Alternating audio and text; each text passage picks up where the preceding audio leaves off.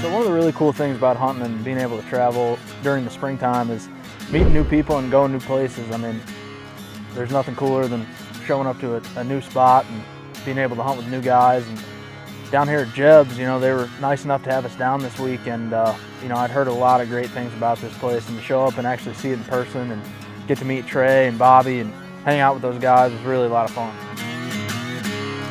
So the first day down here in Georgia was a tough day to say the least. I mean, we had been on some turkeys in the morning and the afternoon as well, but we just couldn't seem to get anything to work for us, and it just ended up being a tough day.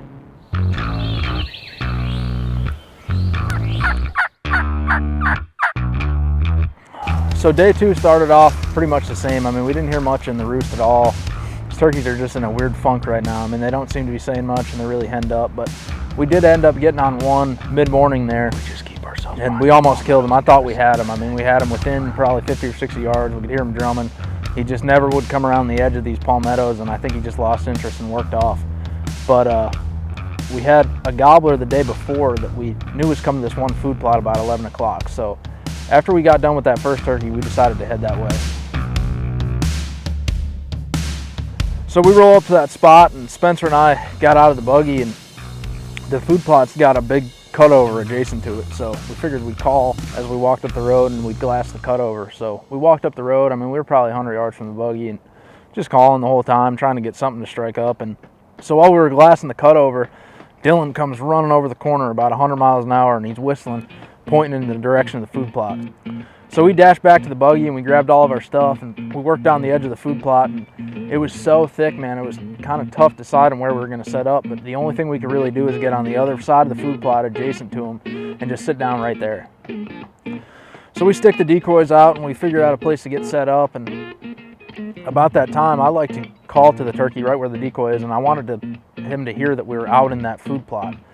So I yelped a couple times, and about that time Dylan looked over at me and he was like, man, I'm not gonna be ready. And I'm kind of thinking to myself, like, man, I don't think this turkey's gonna just run us over. So we get set down, and I mean, it wasn't 30 seconds after I was sitting there, I yelped real soft, and that sucker gobbled in the food plot, no further than 60 yards away.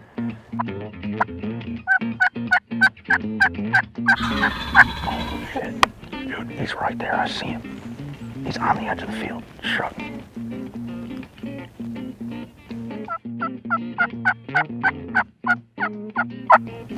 Or he's coming through that grass. He's cutting his way through that tall grass.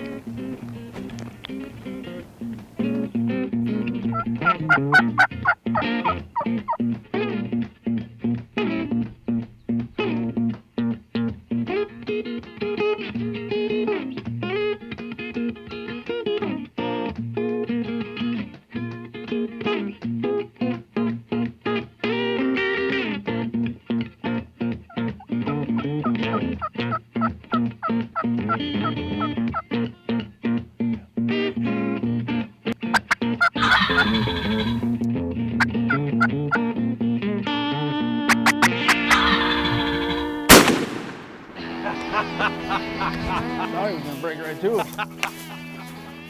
You were on, he'd say. Thank you, brother. That's number one. Appreciate it, man. That was fun. The way they've been acting, I wasn't about to let him get out of there. Smoking. Somebody said, watch him. Yeah. I was like, he's toast, boy. Oh, I had the beat on him for about a solid 10 minutes. Those are dandy spurs. Golly, what a good bird. He is a big old bird. I mean, he's up big. That rogue punched him. As soon as we sat down, we're cutting brush and stuff. I'm like, man, I don't expect him to run him over. Yep. Ah! It was like, oh, he was in the field. So after a really tough day or two there with, you know, turkeys just acting the way they were, it felt awesome to finally capitalize on one of these hard-headed suckers down here in the south. I mean, they could get really tough, but, you know, I just really appreciate the guys at Jeb's having us down, and we're so lucky to be able to partner with them and Rogue Ammo, and just a great relationship. They're a great group of guys, and from here on, man, I'm excited to see where it goes.